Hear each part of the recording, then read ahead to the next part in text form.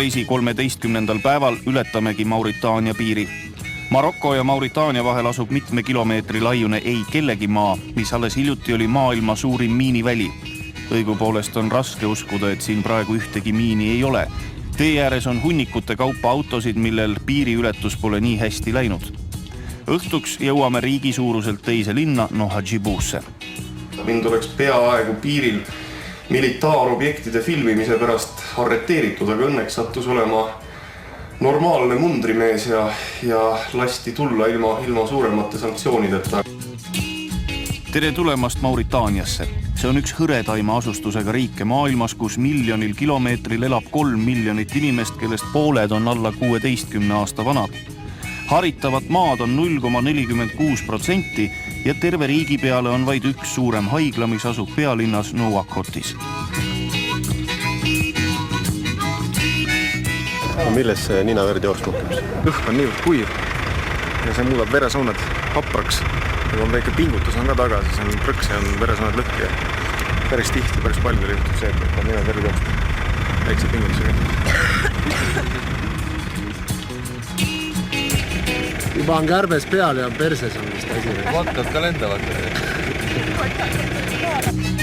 No see tühine ninaverejooks jäi meie reisi ainsaks meditsiiniprobleemiks, millest Rain pealegi kiiresti taastus. Ega kohalikku arstiabi poleks väga tarvitada tahtnud, sest elu on Mauritaanias pehmelt öeldes, lihtsavõitu.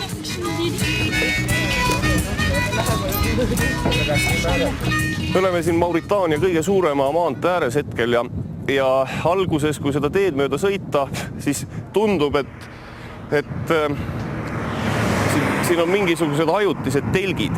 Aga see, mida te minu selja taga näete, ongi üks Mauritaania asula. Siin inimesed elavad permanentselt ja tõenäoliselt nad ka siit enne surma kuhugi kaugemale ei satu. Nüüd mõned näpunäited. Erinevalt kristlastest ei kujutata islami usus prohvetit visuaalselt ja sellest tulenevalt on paljud moslemid pildistamise suhtes tõrjuvad. Me sõitsime ära, aga need hakkasid pilti tegema, siis vanameeseks lammutama, hakkas seda tarbotsikli otsast alla terima. Pikkad ja heledamad naisterahvad peavad lisaks arvestama kohalike erilise tähelepanuga. Sa peaksid seda turbani pähe panema, muidu blondid asjad. Ei mõju hästi neile.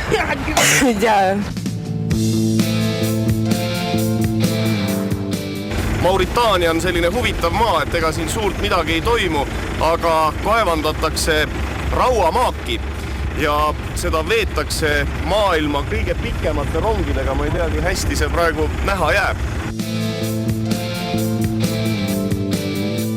Me oleme nüüd teel ei millegi keskele. Mauritaania rahvusparki, kus ainuüksi elektromagnetlainete levimist käsitletakse erakordse luksusena. Et seal see looduskaitseala, kus me lähme, seal levib isegi raadiolainet. Raadioid on võimalik kuulata, et see on ära märgitud, et see on ekstra, nii et aga moblalevidest muidugi tasu unistada.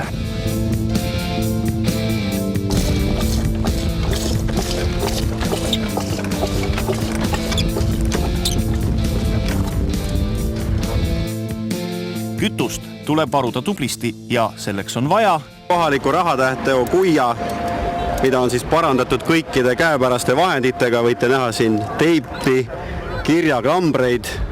Antud rahatäht on siis 500 nominaalväärtusega ehk siis Eesti kroonides umbes 25 krooni. Ja mul on ka siin siis 100 kuiane. Ma ei oskagi öelda, millega see on parandatud, aga üks käepärane teip kuskilt pakendi küljest ja raha jälle nagu käibel. Et siis ka niipidi. Siin on üks, isegi võib öelda, et päris ilusti parandatud.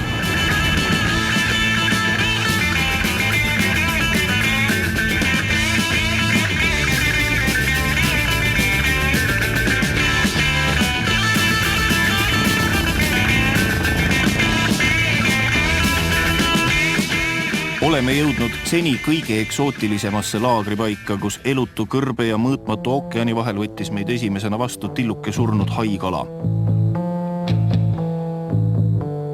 Me oleme jõudnud kohta, kus Tarmo ja Rene olid paari aasta eest seigelnud, oskamata arvata, et nad üsna varsti siia maailma äärele tagasi jõuavad. Me olime siin 3 aastat tagasi. Täpselt selle sama koha peal. 2 või? Maika pakkus 3. Me olime samal ajal siin. 2005. No võib-olla tõesti. Aga osaliselt võib öelda, et siin sai nagu alus pandud üldse kogu sellele ettevõtmisele.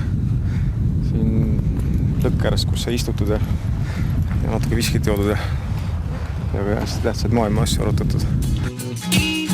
2-nädalase kõrbesoleku järel on ausalt öeldes päris kosutav ookeanist õhtusöögiks kala püüda, kus juures pole aimu, kas kala üldse on ja kui siis millist.